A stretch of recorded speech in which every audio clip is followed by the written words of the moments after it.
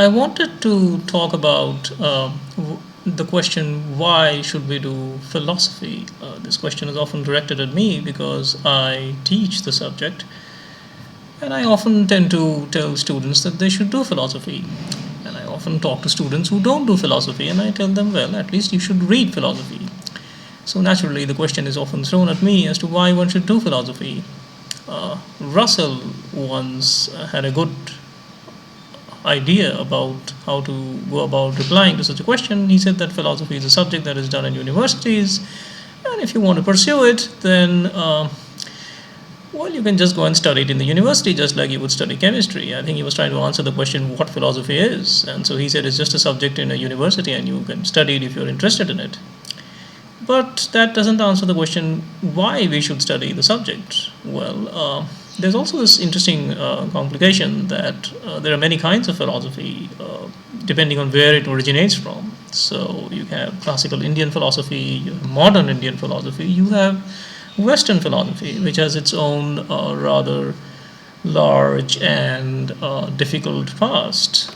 Difficult in the sense that there are lots of philosophers, and it is not easy to study even one of them for over a whole lifetime. So there's Latin American philosophy, there is Chinese philosophy. Often they have very different names. And so, why would you like to study philosophy?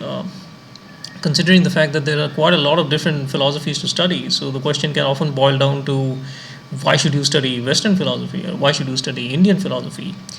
But keeping all this aside, and being conscious of the fact that the answer could be very different for different ways in which we think of philosophy.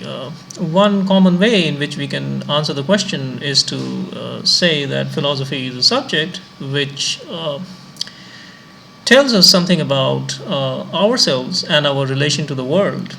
And it raises various questions which have existed for a very long time. It is not that these questions are all are questions which have been asked already, and we are basically supposed to read those questions and start wondering again about the same thing.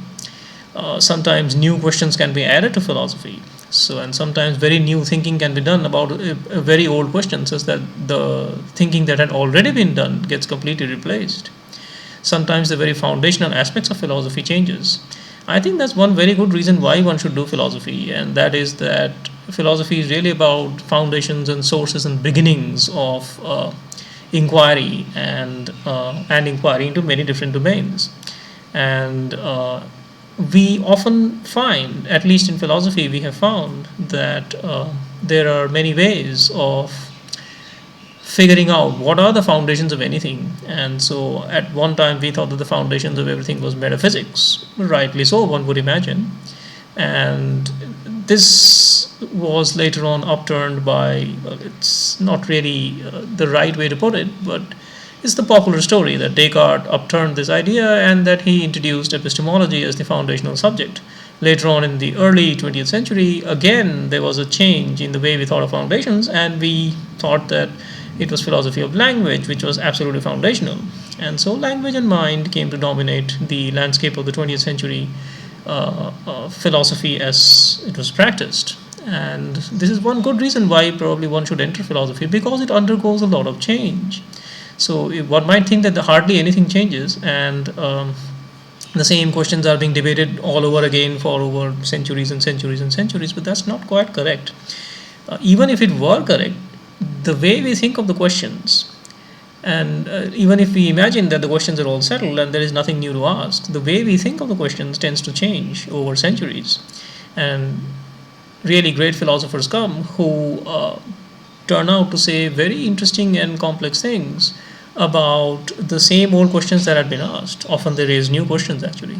But one of the good reasons why one should do philosophy is that it gives us a great chance to go back to the foundations of everything and possibly change the very nature of the foundation, such that you look at the world completely anew from a very different angle. That's a wonderful thing to do. Whether it is a right angle or a wrong angle, is that the right view of the world? Is it a wrong view of the world? That's pretty hard to decide for any one single generation. So philosophy flows from one generation to another. And one way that you might like to study philosophy, one reason why you would like to study philosophy is that you should try to engage with other generations, because that's one of the most wonderful ways of engaging with another generation, is that you leave them some foundational thought. And if you leave them some foundational thought, it leads to a different generation coming to terms with your thinking, and they will add some things, or they might even reject what you thought. And that is how progress takes place. And that's probably one good reason. There are many others, possibly. All of these reasons can be turned around and said to be not good reasons, but at least this is a semi reason, a semi good reason for studying the subject.